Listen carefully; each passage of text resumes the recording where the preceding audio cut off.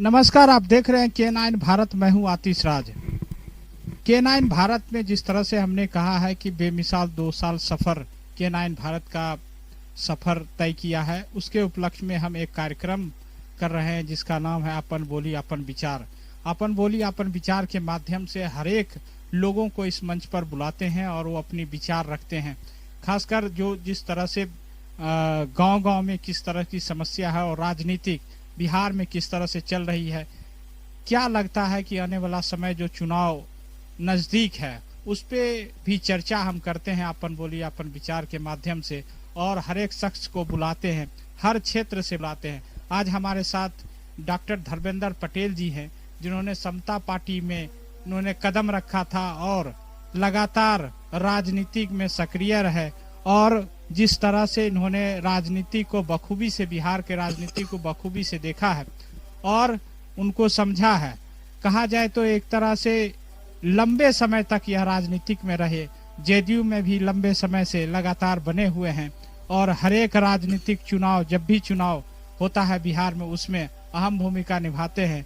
हमारे साथ डॉक्टर धर्मेंद्र पटेल जी हैं, जिन्होंने डॉक्टर रहते हुए राजनीति करते रहे हमेशा, और इनसे ही आज जानने की कोशिश करेंगे कि समता पार्टी में आप पहले यहाँ चुनाव लड़े थे उस दौर, और आज तकरीबन 30 साल बाद फिर चुनाव होने जा रहा है।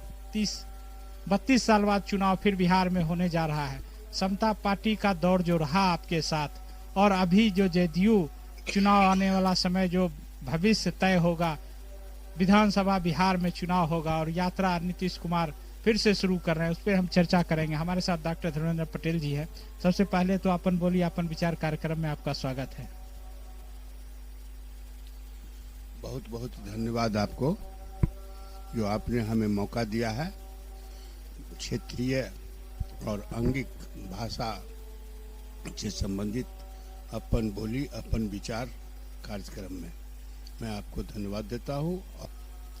तो क्या लगता है कि जिस तरह से आप समता पार्टी में रहे, उस समय चुनाव लड़े, और किस तरह से आपका पूरा जीवन रहा राजनीति का? देखिए, समता पार्टी का जो निर्माण हुआ उसमें नीतीश जी का तो अहम भूमिका रही ही, और जॉर्ज साहब का भी बहुत बड़ा योगदान रहा। 94-95 का जो समता पार्टी या जनता दल जॉर्ज, 2 नाम से पार्टी का नामकरण किया गया था। 94 और 95, 1994-95 में उस समय का जो कार्यकर्ता था, वह तमाम कार्यकर्ता चाहे किसी भी जाति वर्ग धर्म के हों, पार्टी के लिए पूर्ण रूपेण समर्पित हुआ करते थे। पसीना खून बहा करके पार्टी को सींचने का काम करते थे। वहाँ कुछ लोभ और वहाँ कोई मनोकांक्षा नहीं था। वो लोग सिर्फ एक ही बात को ध्यान में रखे थे कि जंगल राज जो लालू यादव का था उस समय, जो बिहार में चारों तरफ बड़ा ही विचित्र स्थिति थी।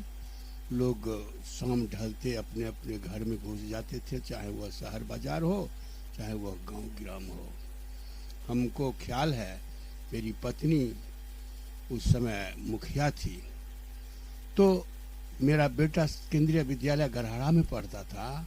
अगर 10-5 मिनट लेट हो जाए, घंटा भर लेट हो जाता था, तो मन में यही लगता था कि कोई किडनैप तो नहीं कर लिया बेटा को।